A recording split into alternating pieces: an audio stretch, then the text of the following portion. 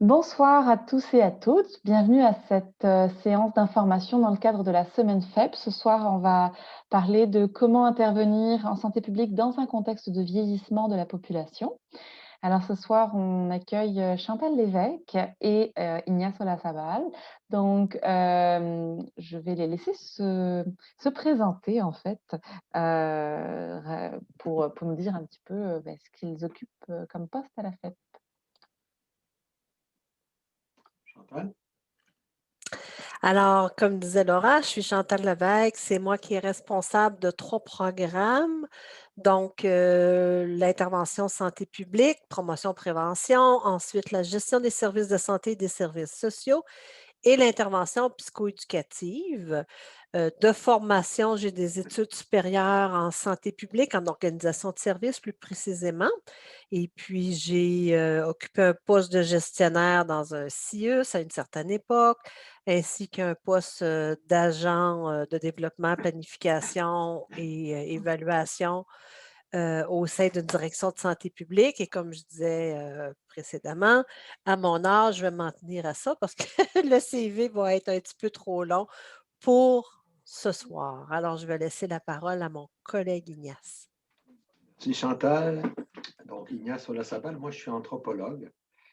Je suis donc responsable du programme de gérontologie, du programme d'intervention en dépendance et du micro-programme en soins palliatifs et de fin de vie. Donc, voilà, je suis professeur associé au département d'anthropologie aussi. Et puis, donc, je me spécialise dans la vieillesse et le vieillissement. C'est mon dada et je pense que c'est une préoccupation non seulement de santé publique, mais de santé citoyenne aussi, je dirais. Tout à fait. Merci Ignace, merci Chantal. Alors Chantal, la santé publique. La santé publique, est souvent méconnue ou en tout cas limitée aux épidémies. Est-ce que tu pourrais nous partager l'ensemble du spectre que couvre ce large sujet de la santé publique? Merci Laura, parce qu'effectivement, on a besoin de démystifier qu'est-ce qu'une intervention en santé publique. Donc, donnez-moi juste Bon, voilà. Alors, d'abord, je vais définir rapidement ce qu'est la santé, parce que quand on parle de santé publique, on fait beaucoup plus souvent référence à la santé physique, alors que ce n'est pas que de la santé physique. La définition de la santé, selon le Programme national de santé publique, on parle de la capacité physique, psychique et sociale. Et si nous sommes autochtones, on ajouterait spirituelle, des personnes d'agir dans leur milieu et d'accomplir les rôles qu'elles entendent assumer de manière acceptable pour elles-mêmes et pour les groupes dont elles font partie. Et ce n'est pas inintéressant quand on parle de personnes âgées. Mon collègue Ignace pourra développer un petit peu plus longuement tout à l'heure. La santé publique comme telle, qui est souvent mélangée avec un système de santé publique et une pratique en santé publique. Alors, là, on ne parle pas du système de santé qui est public et non pas privé au Canada puis au Québec. Donc, selon M. Lass, dans le dictionnaire d'épidémiologie, la santé publique est donc à la fois une institution sociale, une discipline et un champ de pratique. Toujours selon M. Last, la science est l'art de prévenir les maladies, de prolonger la vie et de promouvoir la santé par des efforts organisés déployés par la société. Santé publique, c'est la santé de la population. Ça ne veut pas dire qu'on n'intervient pas de manière individuelle, mais on vise des problèmes larges au niveau de la population. Il y a 2 principales fonctions d'une pratique en santé publique. On parle des fonctions essentielles et des fonctions de soutien. Dans le programme, on s'adresse essentiellement à développer des habiletés pour les fonctions essentielles. Donc, on parle de surveillance continue de l'état de santé de la population, la promotion de la santé et du mieux-être, d'où dans le titre du programme de santé publique, la prévention des maladies, des problèmes psychosociaux et des traumatismes, comme je disais tout à l'heure, ce n'est pas que de la santé physique. Et bien sûr, la protection de la santé. Et actuellement, depuis 1 an, on entend énormément parler de protection de la santé avec justement la COVID. Oui, c'est la prévention des infections, mais c'est aussi, avec une pandémie, la protection de la santé. Dans les fonctions de soutien, on parle de réglementation, de législation et de politique. On va référer à la recherche et l'innovation et bien entendu au niveau du développement et du maintien des compétences. Le certificat de santé publique de la Faculté de l'éducation permanente permet aux étudiants d'intervenir ou de développer des programmes en promotion de la santé, en prévention des maladies, en protection de la santé. Je n'ai pas nommé éducation de la santé, mais ça fait partie aussi quand même des habilités qu'on développe là, dans le programme. Bien sûr, on parle d'acquisition de compétences spécifiques au champ d'intervention. Donc, on ne devient pas des chercheurs en santé publique, on devient des intervenants avec une lunette spécifique santé publique, qui est une lunette assez large, vous allez voir. De manière courante, l'intervention en santé publique est souvent limitée ou perçue comme une pratique restreinte à la gestion des épidémies. On en entend encore parler depuis un an, la gestion des épidémies, ou une pratique infirmière en santé communautaire au sein d'un CLSC, ou des personnes qui font des lois ou des règlements pour empêcher les gens de manger ce qu'ils veulent. Je caricature, mais c'est souvent des commentaires dont on entend souvent. Une pratique d'intervention en santé publique est beaucoup plus large et s'adresse à beaucoup plus de milieux de pratique qu'habituellement on peut l'imaginer. Bien sûr, on parle du réseau de la santé, on parle des organismes communautaires, on peut faire référence à un organisme qui donne du soutien aux personnes âgées ou personnes défavorisées, ou encore la Société canadienne du cancer, ce genre d'organisation-là. On parle des milieux de travail comme milieu d'intervention, milieu scolaire, les infirmières scolaires, les programmes d'école en santé sont des programmes de santé publique. Le milieu municipal, on va jusque dans la rue. Et pour vous donner un exemple, les garderies, comme on les connaît actuellement, qu'on appelait à l'époque les places à 5 piastres, là. Je ne sais plus combien c'est rendu puisque je n'ai plus d'enfants. J'en ai encore, mais ils ne sont plus à la garderie, je suis rendue grand-mère. C'est une mesure de santé publique. Donc, les garderies publiques comme on a actuellement, c'est une mesure de santé publique. Alors, pour vous illustrer un peu la chose, la croyance populaire, on voit bien entendu, c'est de la vaccination, c'est des lois, des règlements, ou c'est de la gestion d'épidémie, comme on sait de la peste à l'époque, parce que c'est l'image qui représente l'épidémie à une certaine. Alors que la réalité est beaucoup plus grande. L'intervention juste en milieu d'itinérance, on parle de rue, les services d'injection supervisés, ce sont des programmes de santé publique. Pour vous donner un exemple, la santé autochtone, la santé communautaire auprès des groupes ou auprès des nouveaux des arrivants. Bien sûr, si on parle de santé publique, on parle de saines habitudes de vie parce qu'on sait que la majorité des maladies chroniques sont majoritairement reliées à nos modes de vie. On parle bien sûr de la vaccination, mais on parle aussi des services pour les personnes âgées, comme les activités de périnatalité petite enfance. Il y a aussi là beaucoup de programmes de santé publique. Donc, je ne vous lirai pas tout ça, mais je vais aller rondement. La promotion de la santé, c'est influencer positivement les déterminants de la santé. La prévention, on parle d'agir le plus précocement possible afin de réduire les facteurs de risque, que ce soit maladie physique, maladie psychologique. Au niveau de la protection, ben, le plus bel exemple, c'est ce que l'on vit depuis un an avec la pandémie, les mesures sanitaires. Et si on fait référence santé publique et l'intervention auprès des personnes âgées, je parlerai d'abord d'un nouveau paradigme qui s'appelle la salutogénèse.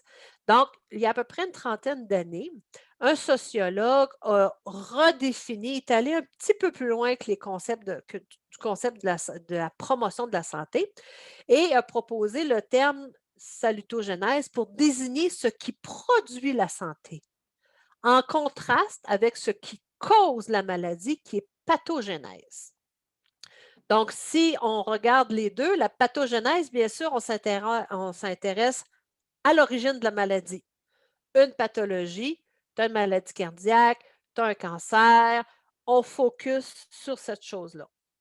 Donc, c'est dans ce contexte-là qui sont survenus les concepts de prophylaxie, de prévention primaire, tertiaire, secondaire. Alors que la salutogénèse, on se pose toujours la question de l'origine de la santé. De ce fait, la salutogénèse, elle se fonde aussi sur un nouveau paradigme. On parle de changement de perspective qui encourage le développement des approches positives en santé, telles que la résilience, la hardiesse, l'autonomisation, l'auto-efficacité. Donc, c'est un nouveau paradigme qui découle, comme je disais, de la promotion de la santé, où l'attention portée aux déterminants sociaux et écologiques de la santé est beaucoup plus grande. C'est certain que si on s'adresse aux personnes âgées, compte tenu de l'âge, c'est sûr qu'il y a eu apparition de maladies à travers le temps. Mais si on regarde exclusivement la maladie, on perd de vue les individus qui peuvent avoir une vie quand même active et heureuse, même s'ils ont une maladie quelconque. J'apporterai là un petit exemple. Le cas des opioïdes pour la gestion de la douleur. Donc, je ne vous cacherai pas que ce sont les personnes âgées qui sont le plus touchées par la douleur, compte tenu du fait de l'âge et qu'il y a beaucoup de maladies chroniques qui ont une des composantes, un des symptômes, la douleur. Donc, ils ne font pas exception quant au décès attribuable aux surdoses d'opioïdes. Le traitement de première intention est malheureusement encore les opioïdes. Le soulagement de la douleur est désormais vu comme un important problème de santé publique auquel les personnes âgées sont très touchées. Il y a eu des initiatives de santé publique justement pour réduire le plus possible l'usage des opioïdes comme traitement de première intention. Et plus la santé psychologique est dérangée par la douleur ou dans la vie en général, plus la douleur est présente. Donc, parfois, au lieu d'une prescription d'opioïdes, on pourrait peut-être avoir une prescription d'une vie sociale plus active ou avoir plus de visites de ses enfants ou de ses petits-enfants qui peut-être permettrait justement une réduction du mésusage des opioïdes. On parle aussi maintenant de plus en plus de solutions non pharmacologiques. On parle physiothérapie, yoga, activité physique, activité récréative. D'ailleurs, je mentionnerai que dans le programme de mon collègue Ignace, il y a un nouveau cours un cours qui a été développé qui concerne justement les approches thérapeutiques. Et puis, ils y font le tour des différentes approches, notamment les approches non pharmaceutiques pour différents problèmes. Et on verra tout à l'heure que peut-être qu'il y a des problèmes qui sont médicamentés qui ne devraient pas l'être. Donc, les solutions pour l'autogestion de la douleur pour les personnes âgées doivent sortir de l'univers essentiellement pathologique et rejoindre ce que je suggère, l'approche écosystémique par conséquent, salutogénique, où plusieurs solutions sont nécessaires et que l'individu n'est pas le seul élément qui produit sa santé ou la maladie. Tout son environnement favorise ou non sa santé. Opioïdes, ça réfère aussi surmédicalisation. Surmédicalisation, les personnes âgées sont inévitablement touchées, ce qui est le résultat, malheureusement, d'une approche pathologique. Donc, la moitié des personnes âgées entre 65 et 74 ans prennent au moins 4 médicaments. En CHSLD, c'est une horreur. Ils prennent en moyenne 14 à 20 médicaments quotidiennement. Les principales causes de consultation à l'urgence des personnes âgées, c'est justement les chutes à cause des médicaments. Donc, ils sont beaucoup plus à risque des effets néfastes des médicaments en général, d'autant plus le mélange de médicaments. Et, soit dit en passant, il n'y a aucune étude à ce jour qui a été capable d'expliquer les interactions entre tous ces médicaments mélangés ensemble. Les études sur les médicaments se concentrent que sur une ou deux molécules et non pas le mélange d'un si grand nombre de molécules. C'est un problème, d'où les mesures de santé publique, les programmes, les politiques de déprescription, les propositions d'activité physique et récréative, les approches complémentaires et tout plein d'autres approches que mon collègue Ignace va vous entretenir. Donc, c'est le passage vraiment d'une approche patho à une approche salutogénique où on regarde qu'est-ce qui crée la santé et non pas juste qu'est-ce qui cause la maladie. Alors, à Merci. vous, chers collègues. Merci Chantal. Alors, on voit que c'est extrêmement vaste en fait comme sujet, la santé publique. Ignace, si on... je ne sais pas si on peut Oui, je arrêter vais le partage enlever, d'écran. Ouais. tout à fait. Ignace, si on recoupe en fait ces sujets qu'a abordé Chantal avec le vieillissement de la Effectivement. population, en quoi les deux programmes, donc le certificat en gérontologie et le certificat en santé publique, sont-ils complémentaires? En fait, ils sont complémentaires dans le sens salutogénétique, comme l'expliquait Chantal. Vous voyez, le certificat de gérontologie fait partie de la famille de santé. Et de ce fait, c'est comme si on disait que la vieillesse est une maladie. La vieillesse est conçue populairement comme étant quelque chose de non désirable pour toutes sortes de raisons qui ne sont pas tout à fait, ils sont pas nouvelles. On ne vient pas d'inventer ce qu'on appelle l'agisme, mais en fait, le but du programme de gérontologie, c'est de montrer que nous sommes dans une dynamique de santé publique, mais pour prendre la balle au bond de ce que Chantal vient de mentionner, en fait, vous savez, le prédicteur, le facteur de protection par excellence numéro un du bien-être des personnes âgées, c'est pas exactement la bonne ou la mauvaise santé. C'est pas le fait de ne pas avoir de maladie. C'est tout simplement la qualité de l'entourage.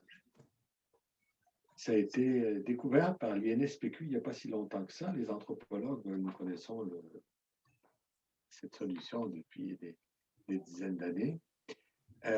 La famille, les amis, l'entourage, c'est ce qui importe en premier lieu aux personnes du grand âge. Donc, le but de notre programme, je vais vous le décrire un petit peu plus en détail tout à l'heure, c'est de montrer que, bon, tout d'abord, que la vieillesse, c'est une construction sociale et le vieillissement est un processus biopsychosocial.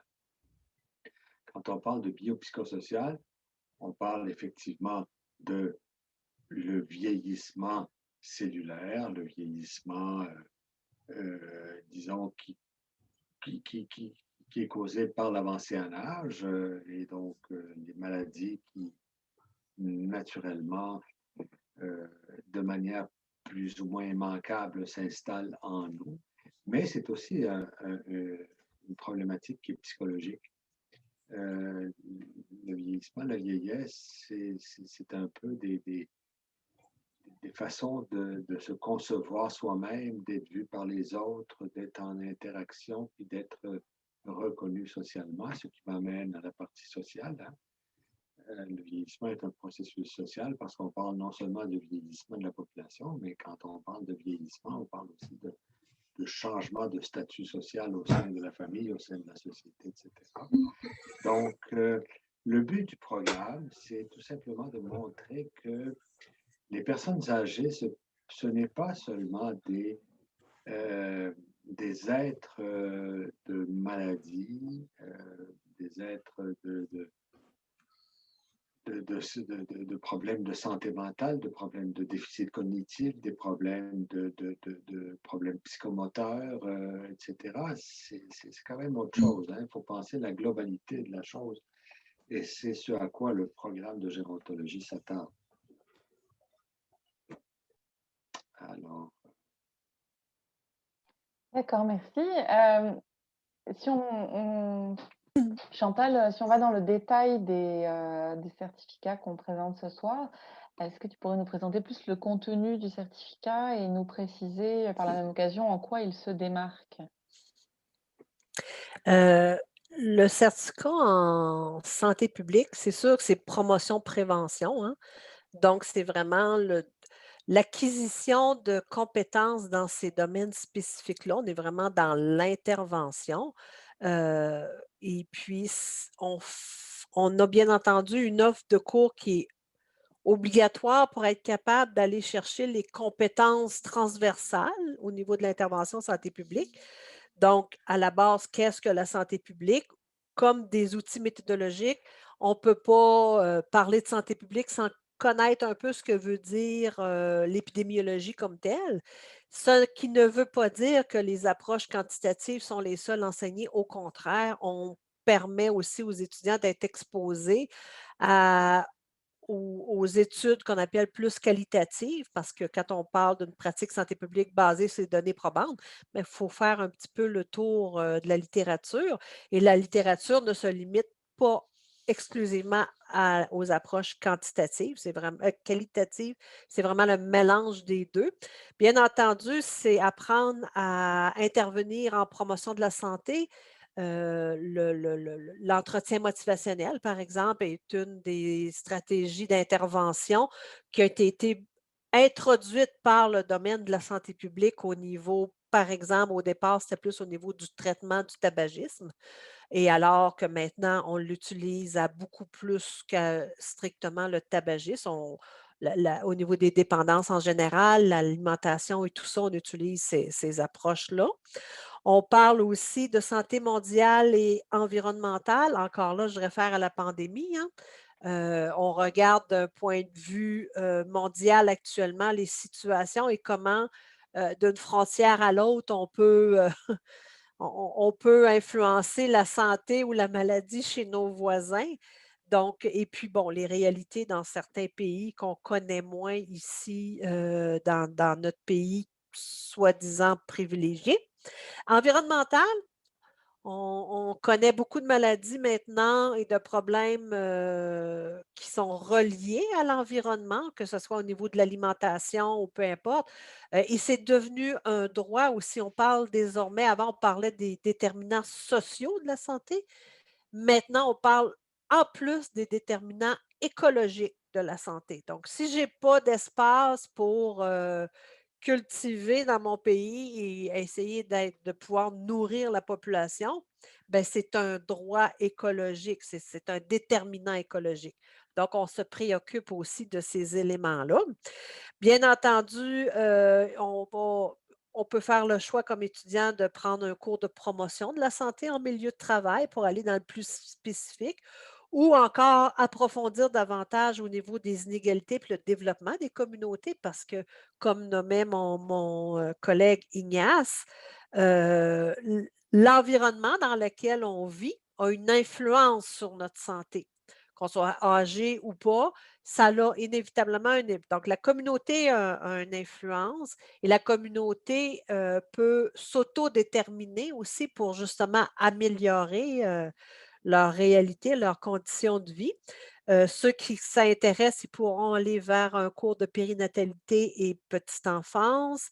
Et quand on parle de santé périnatale, on regarde d'ailleurs la grossesse comme étant pas une maladie, mais un état, une expérience de vie.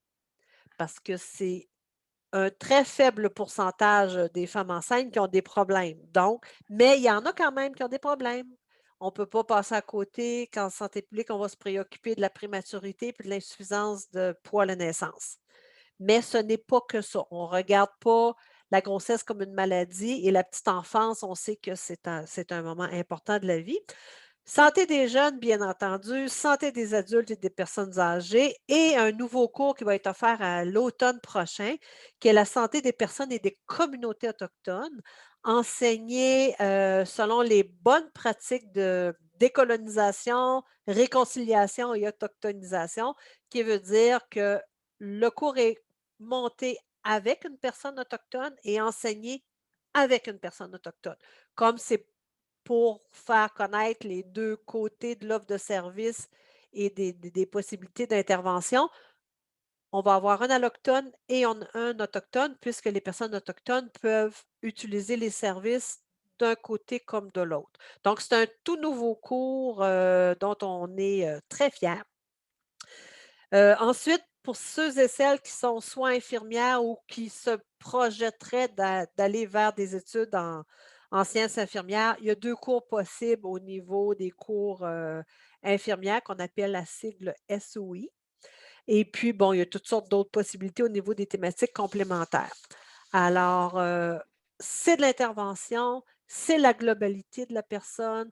On parle aussi des pratiques émergentes. Tout à l'heure, j'ai nommé, comment on pouvait voir l'autogestion de la douleur, ben, il n'y a pas que la douleur qu'on travaille au niveau de l'autogestion. Il y a bien d'autres, l'autogestion du diabète ou tout ça.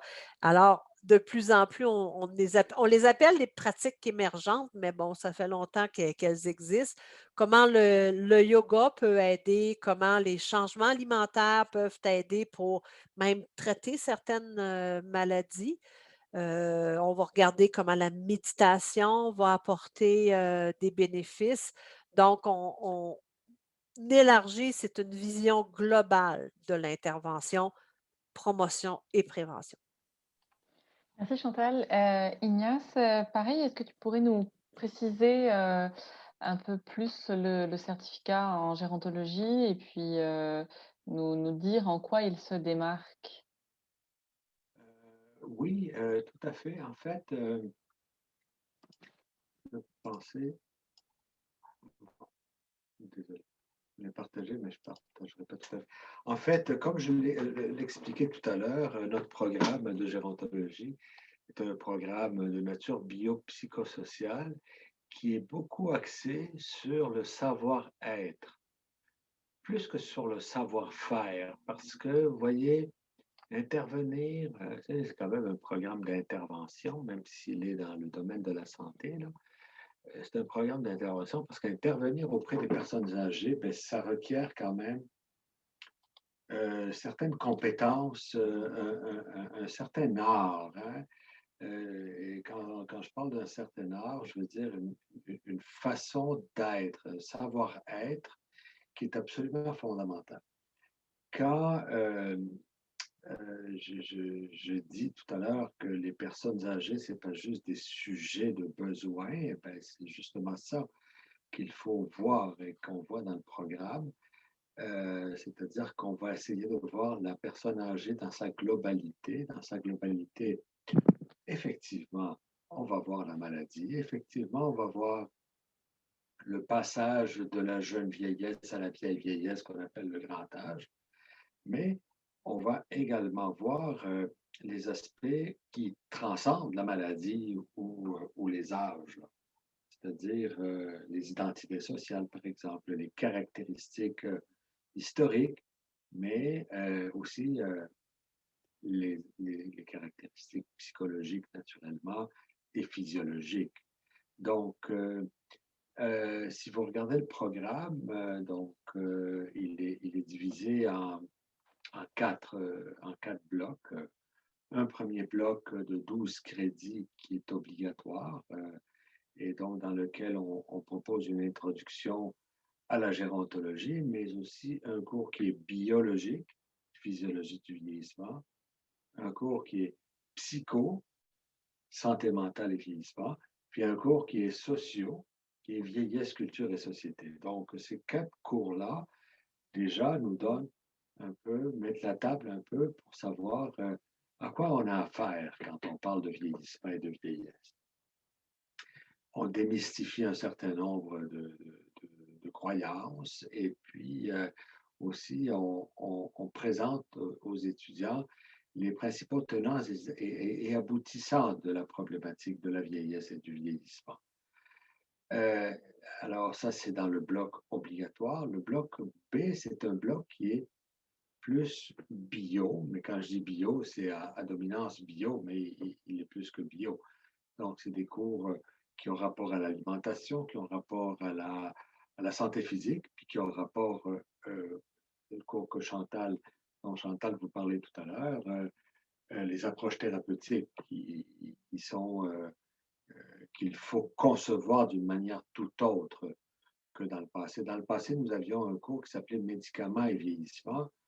On s'est rendu compte qu'il était complètement désuet parce qu'on considérait justement exclusivement la partie maladie de la personne, alors qu'avec les approches thérapeutiques et vieillissement, on va voir plus une approche holistique de la vieillesse et du vieillissement. Ça, c'est donc le bloc B. Le bloc C, ce sera un bloc qui est davantage dans le psychosocial. Alors, on aura des cours qui auront rapport aussi bien à la fin de vie, qu'à la maladie d'Alzheimer et autres troubles cognitifs. un cours qui est à la fois bio, qui est psycho, qui est social, mais qui fait partie de ce bloc C. Après ça, des cours plus spécifiques comme qu'est-ce que vieillir au féminin? Aujourd'hui, enfin, hier, c'était le jour international de la femme. On sait très bien que vieillir au masculin et vieillir au féminin, c'est pas tout à fait la même chose. Nous avons aussi un cours synthèse, qui est un cours qui s'appelle le grand âge, hein, qui est un périple, un cours fondamental, un cours synthèse, si on veut, du programme, qui montre comment on passe de la jeune vieillesse à la vieille vieillesse et puis éventuellement à la mort. Alors, donc, bon, il y a quelques autres cours, mais bon, c'est dire quand même que nous avons un fort intérêt, puis il y a quand même une composante importante dans le programme qui est dans le psychosocial. Hein, ce qui vient un petit peu défaire le stéréotype du fait de le vieillissement comme un problème bio. Problème bio, c'est une question bio, mais elle est très psychosociale aussi. Et le programme s'attarde beaucoup à cet aspect-là. Le bloc C, ben, ce sera un bloc dans lequel les étudiants pourront éventuellement aller choisir un cours sur des thématiques apparentées à celles du vieillissement. Je vous expliquerai tout à l'heure un petit peu c'est quoi les caractéristiques et les spécificités du programme, mais grosso modo, disons que le contenu du programme est celui-là. Merci Ignace. Chantal, quelles sont les spécificités du programme du certificat en santé publique? Qu'est-ce qui le démarque, outre le fait que un sacré avantage, c'est aussi les horaires, mais c'est aussi le format des cours, etc. Mais est-ce que tu peux nous en dire un peu plus sur ces spécificités-là? En fait, comme je nommais précédemment, le certificat permet aux étudiants de développer des habiletés d'intervention, différents programmes, de manière globale et ensuite, ce qui est agréable, ils peuvent aller dans un certificat comme celui de mon collègue pour approfondir une population comme telle qui sont les personnes âgées. Mais c'est vraiment de mettre la table au niveau de l'intervention et ne pas justement se concentrer exclusivement à la maladie et de voir comment on peut aider autrement et comment c'est beaucoup plus le autrement qui définit la santé comme telle. Donc, c'est des stratégies d'intervention.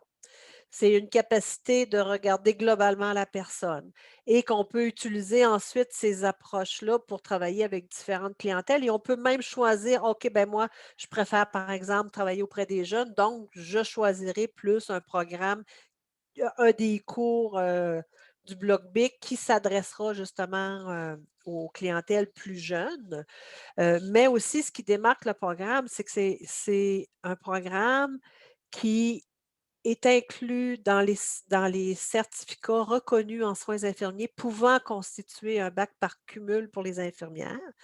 Et le certificat en santé publique, selon l'évaluation du programme qu'on en avait fait, a été défini par les milieux de soins comme étant un atout. Donc, étudiantes, les infirmières, parce qu'on sait que 80 des infirmières au Québec sont des techniciennes, donc plusieurs d'entre elles vont vers des études à temps partiel comme on offre, nous, à la faculté, pour être capables d'obtenir un baccalauréat par cumul de certificats qui vont leur permettre, bien sûr, d'être bachelière, mais être bachelière comme infirmière, c'est aussi être capable d'accéder à des postes de clinicienne. Donc, le certificat de santé publique permet justement à donner, puis comme je disais un peu au début, l'intervention en santé publique ne concerne pas exclusivement une pratique infirmière en CLSC, ça peut être aussi bien une pratique infirmière de chevet pour comprendre mieux si quelqu'un arrive, se fait anesthésier, se prépare pour une chirurgie. On va faire de l'entretien motivationnel pour aller voir, ben, monsieur, madame, est-ce que vous fumez? Oui, vous savez, anesthésie, donc on va travailler à ce niveau-là. Ça, c'est pour le volet infirmière, donc il est très bien reconnu au niveau des bacs par cumul pour les infirmières. Et depuis sa modification, on s'adresse à une clientèle interdisciplinaire parce que la pratique en santé publique, ce n'est pas une pratique entre infirmières, c'est une pratique entre différents professionnels et intervenants et différents milieux. Donc, on parle d'une pratique interdisciplinaire et intersectorielle. Si on a des marchés publics avec des fruits et légumes un petit peu plus dans les coins de rue, c'est qu'il y a eu aussi là des démarches pour amener les municipalités à rendre plus accessibles les fruits et légumes pour une saine alimentation. Ce n'est un exemple. Personnes âgées, un autre élément. On Les personnes âgées, pour garder leur mobilité, il est important de travailler avec les municipalités pour que les trottoirs, excusez, soient déneigés l'hiver. Sinon, on garde captifs les personnes âgées à risque de chute. Donc, en milieu municipal aussi, on a des choses à travailler qui font partie justement de ce qu'on fait au niveau de la santé publique. Merci. Alors le temps passe vite, mais Ignace, en quoi le certificat en gérontologie enfin, quelles sont ses spécificités? En quoi est-ce qu'il est unique? Alors, outre les caractéristiques que Chantal a mentionnées, hein, au sujet des bénéfices que ce programme apporte à des professions telles que les infirmières, effectivement, je dirais que le certificat de gérontologie, je vais le dire sans sourire, est le meilleur certificat de gérontologie au Québec. Il y en a plusieurs. Le nôtre est le numéro un. Pourquoi? J'ai des données probantes pour vous le prouver. C'est qu'en fait, le certificat de gérontologie est le seul certificat qui est fondé sur une approche intégrée. Une approche intégrée, c'est-à-dire que c'est des cours qui se parlent les uns aux autres. C'est des cours qui sont interreliés les uns avec les autres. Ça se parle, il y a des connexions. Alors que dans d'autres programmes de gérontologie au Québec, vous allez avoir ce qu'on appelle une approche buffet. Vous allez avoir un cours de sciences infirmières, un cours de travail social, un cours de médecine, un cours de physiologie, un cours de psychologie. C'est comment, c'est un ramassis un petit peu de cours pour essayer de proposer euh, un certain nombre de cours qui parlent de vieillesse et de vieillissement, mais pas intégrés. Alors, le nôtre a cette particularité-là, c'est toutes des sigles GER. C'est le seul au Québec. Donc, il y a une interaction entre le premier cours et le dernier cours. Je vous parlais tout à l'heure du cours Le Grand Âge. Le cours Le Grand Âge est un cours qui va servir beaucoup les personnels du réseau de la santé et des services sociaux à cause de ses caractéristiques. Mais ce cours-là, c'est aussi un cours synthèse qui fait un petit peu, ramasse un petit peu les apprentissages qui ont été réalisés au cours des 9 cours précédents ou des 8 cours, si ce n'est pas dernier. Bon, ça, c'est la première caractéristique. La deuxième caractéristique, c'est que le certificat a été réfléchi pour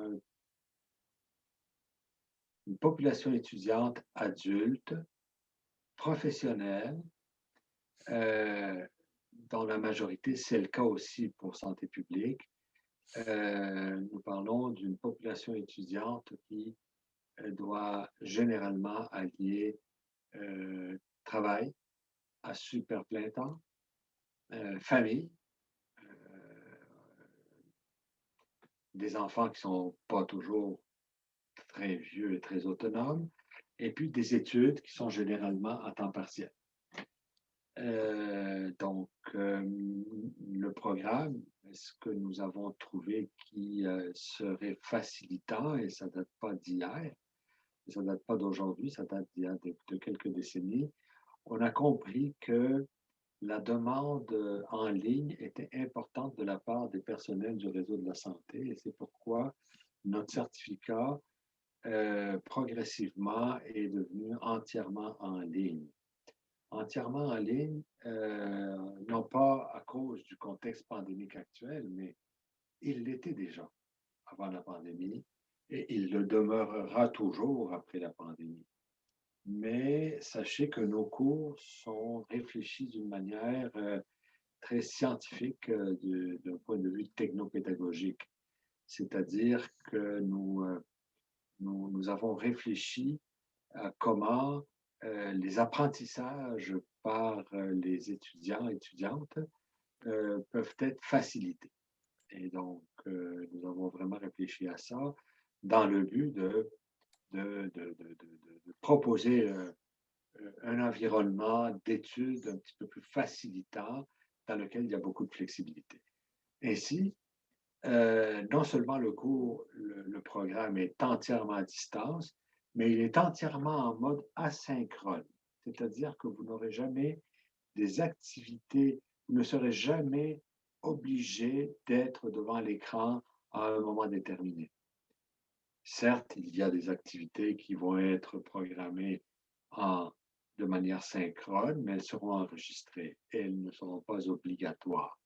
Donc ça, c'est une caractéristique qui n'est pas quand même négligeable, ce qui fait la force donc, de notre certificat. Donc un certificat qui est réfléchi pour non seulement les personnels du réseau de la santé, qu'ils soient privés, publics ou conventionnés, mais il a été réfléchi aussi comme un programme qui permet aux nouveaux arrivants et qui ont une expérience de santé dans leur pays d'origine d'acquérir ce qu'on appelle une expérience canadienne ou une expérience québécoise au niveau de l'intervention en santé et services sociaux. Donc, c'est un programme qui est destiné à plusieurs populations. C'est un programme qui sert, donc, comme le disait Chantal tout à l'heure pour le programme de santé publique, une population qui est désireuse d'obtenir un bac par cumul de certificats et donc dans un but de progression socio-professionnelle, mais il peut être aussi un certificat d'appoint. Si par exemple vous avez déjà une profession qui a rapport avec la santé et les services sociaux, mais malheureusement, les formations initiales, que ce soit je sais pas, en psychologie, que ce soit en physiologie, que ce soit fait à quelques niveaux en sciences infirmières, elles n'axent pas trop leur apprentissage sur la vieillesse et le vieillissement. C'est pourquoi ce programme peut constituer, aussi bien qu'il constitue un programme de formation initiale, il peut constituer une formation d'appoint, c'est-à-dire une formation de spécialisation. Alors, justement, en fait, on parle là des profils. C'est le moment de vous partager le sondage qu'on a proposé en début de séance. On a demandé aux participants dans quel domaine est-ce qu'ils travaillaient. Alors, il y a des infirmières, membres de l'OIQ, personnel du réseau de la santé, travailleurs communautaires. Et puis, il y a également des personnes sans emploi. Et puis, pour l'objectif du projet d'étude, c'est d'abord pour une spécialisation en majorité, ensuite une réorientation de carrière et en dernier lieu, améliorer les conditions de travail. Donc, il n'y a personne qui a répondu sur l'expérience canadienne ou québécoise dans le cadre d'une immigration. Mais donc, voilà, ça vous en donne un peu plus sur les personnes qui sont présentes ici ce soir. Chantal, tu conseillerais le certificat en santé publique à quel type de profil En fait, comme je disais, c'est interdisciplinaire et intersectoriel. Donc, ça peut aussi bien, si je reviens au niveau infirmière, ça peut être une infirmière qui travaille en centre hospitalier, qui veut aller faire autre chose dans un autre type d'établissement ou l'inverse. Et comme disait justement Ignace, la beauté de nos programmes, c'est qu'effectivement, il y a une connectivité entre les différents cours. Donc, il y a une gradation et tout ça. Donc, ça peut être aussi bien quelqu'un qui est en inhalothérapie ou nutritionniste. On accueille des nutritionnistes. On accueille des gens qui sont au sein des organismes communautaires, comme des municipalités. Donc, c'est comme le programme et la pratique en santé publique a une visée interdisciplinaire, donc c'est peu importe le domaine d'où les gens viennent et intersectoriel. Donc, on n'a pas besoin d'être infirmière, comme on n'a pas besoin d'être médecin pour faire une intervention en santé publique. On peut travailler à la Société canadienne du cancer et vouloir venir développer plus de compétences au niveau de la promotion, de la prévention, pour faire aussi peut-être des programmes en éducation à la santé. Donc, c'est vraiment général pour un public général. Il n'y a pas de prérequis, pas besoin d'avoir d'expérience ou d'avoir une base en. Et même s'il n'y a pas de prérequis, les gens, des fois, peuvent dire: ouais, mais là, c'est parce que ça va être mélangé. Mais on travaille en interdisciplinarité de toute manière, qu'on soit dans le système public de la santé ou qu'on soit même dans un organisme communautaire. Euh, c'est ce qu'on appelle l'intervention dans le domaine de la santé et des services sociaux. Puis une municipalité a autant d'impact sur la santé des citoyens qu'un hôpital peut en avoir. Et c'est d'ailleurs pourquoi maintenant on regarde la santé avec une approche populationnelle.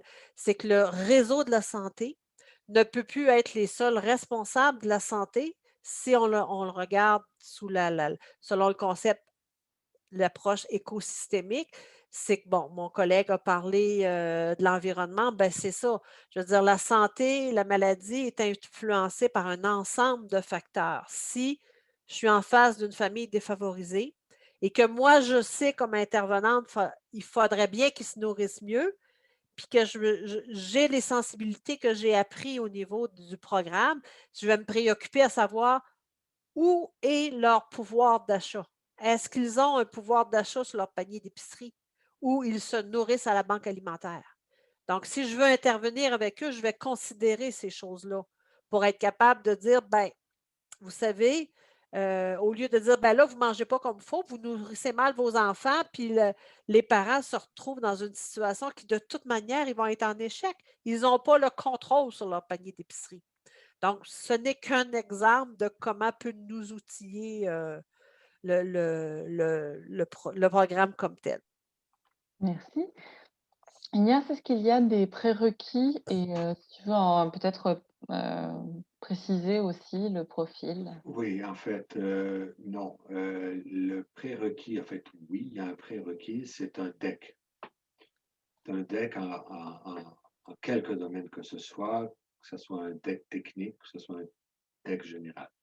Ceci dit, effectivement, si je dois recommander le programme à une profession, à un métier en particulier, c'est bien entendu, et puis je m'excuse, je ne veux pas dire que je privilégie exclusivement cette population-là, mais écoutez, en hôpital, les infirmières, les médecins, les intervenants d'hôpital, leur clientèle patient est composée à 80% à peu près de personnes âgées.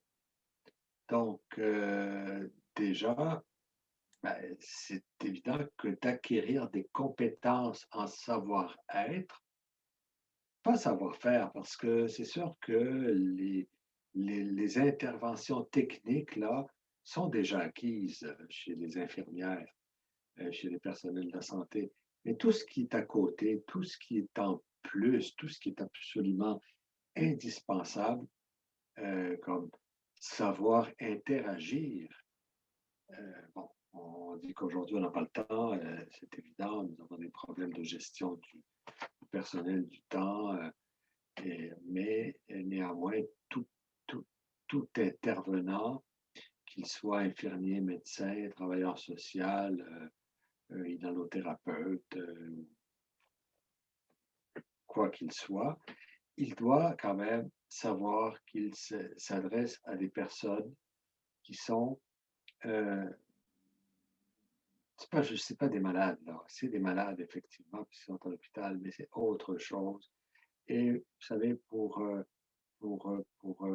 favoriser la guérison, pour favoriser le maintien dans la communauté, comme on dit, mais la reconnaissance de l'autre, la reconnaissance sociale est absolument fondamentale, au-delà de la pratique médicale ou de la pratique de dispensation de soins. Donc, évidemment, je conseille ce programme aux infirmières et je dois quand même préciser que les 2 tiers de la population étudiante du certificat de toxicomanie, bon an, mal an, ce sont des infirmières aux 2 tiers, mais Gérontologie, gérontologie, pardon. Qu'est-ce que j'ai dit? toxicomanie, c'est correct. Toxicomanie. C'est ton autre programme. Parce que c'est ça, il faut préciser qu'Ignace est aussi responsable du certificat d'intervention en dépendance. Désolé. Donc, oui, effectivement, c'est un programme qui s'adresse à toute personne qui est désireuse d'intervenir. Je suis content de savoir qu'il y a des personnes qui viennent du réseau communautaire parce que vous voyez, la vieillesse et le vieillissement ont plein euh, de défis, hein, d'innovation. Et puis, il faut sortir de l'hôpital, il faut sortir du CHSLD. Je trouve quand même que le réseau communautaire devrait être le deuxième réseau le plus interpellé par le programme. Merci. Alors, il nous reste très peu de temps, mais donc j'encourage tout le monde à poser des questions dans le chat. On va pouvoir y répondre.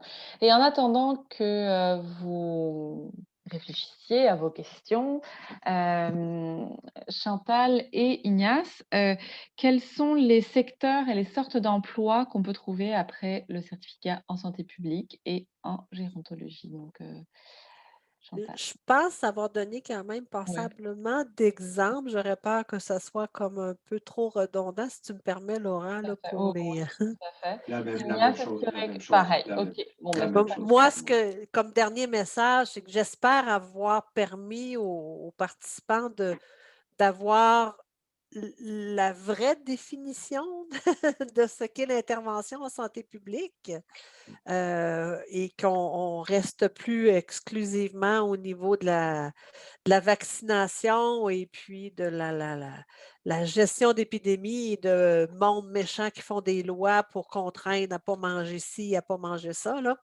Donc, parce que c'est beaucoup plus que ça. Mais comme je disais, il n'y a pas que la population qui ignore beaucoup ce qu'est une pratique de santé publique, même au niveau académique, entre facultés et même entre collègues, on ne sait pas toujours ce qu'est une pratique de santé publique et limité beaucoup plus à la santé physique, contrainte et tout ça. Donc, si j'ai réussi à démystifier la chose, j'aurai atteint mon objectif. Ouais, merveilleux. En tout cas, c'est plus clair, dans ma tête à moi, en tout cas. À moi qui Je- ne suis pas une experte, j'ai trouvé que c'était beaucoup plus clair, donc bravo. Et Ignace, ton mot de la fin? Ben, écoute, moi, j'irai dans le sens de Chantal. Et puis, ben, écoutez, je suis curieux de prendre les questions du public éventuellement. Alors, est-ce qu'il y a des questions du public?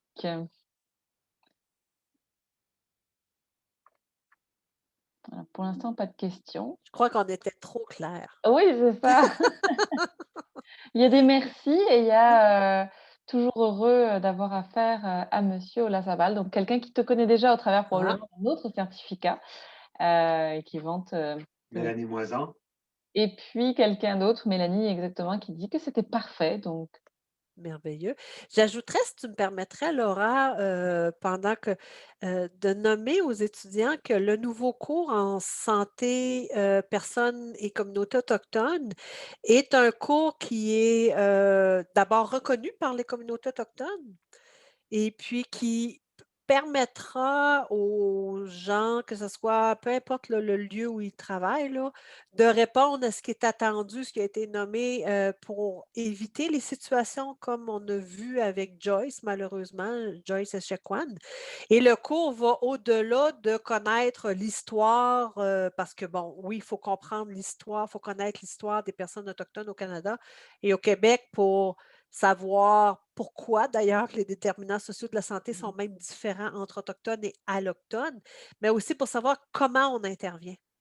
Et c'est vraiment ça, c'est qu'il y a tout le volet, bien entendu, historique qui explique, pourquoi le papa ou la maman est moins d'habilité parentale. C'est que peut-être son parent est allé au pensionnat puis qu'il en a juste pas transmis des habilités. Mais il faut quand même intervenir avec cette personne-là. Donc on voit tout ça avec justement, des gens, comme je disais, une personne autochtone. Donc ça répond aux attentes des établissements de santé. Il y a beaucoup d'établissements de santé qui ont été heureux de voir, le cours. Et suite à ce cours-là, qui peut aussi bien se faire dans le cadre, là, du programme de mon collègue, là, comme cours complémentaire et tout ça, c'est une première réponse et ce que les Autochtones nous nomment, c'est une réponse qui va au-delà de l'histoire. L'histoire, elle est là parce qu'on a besoin de la comprendre, mais on va au-delà de l'histoire et on apprend aussi qu'il y a tout un spectre autochtone. Donc, quelqu'un qui a été élevé en ville et que tu lui sors des gris-gris, va dire: «Ben oui, je suis autochtone, mais le capteur de rêve, je connais pas ça, là». Alors, c'est de pouvoir aussi apprendre à bien évaluer qui est la personne autochtone devant moi et comment je vais intervenir par rapport à sa propre relation avec sa culture autochtone. Mmh. Bien intéressant, alors il y a une question en attendant de passer à la question de Mélanie, il y a une question, le certificat en santé publique est-il à distance? Et est-il entièrement à distance si c'est le cas? Entièrement, actuellement, oui, COVID obligeant. Par contre, cet été et l'automne prochain, les cours vont être encore en ligne. On les maintient de cette façon-là pour différentes raisons, parce qu'il y a encore un peu d'incertitude par rapport à la pandémie et d'autre part, par rapport à tout l'engouement, du fait qu'il est à distance. Donc maintenant, j'ai des étudiants de l'Ontario, du Nouveau-Brunswick et même d'Europe. Donc il y a vraiment un engouement là. Donc on s'en doutait pas, mais c'est venu, le préciser davantage.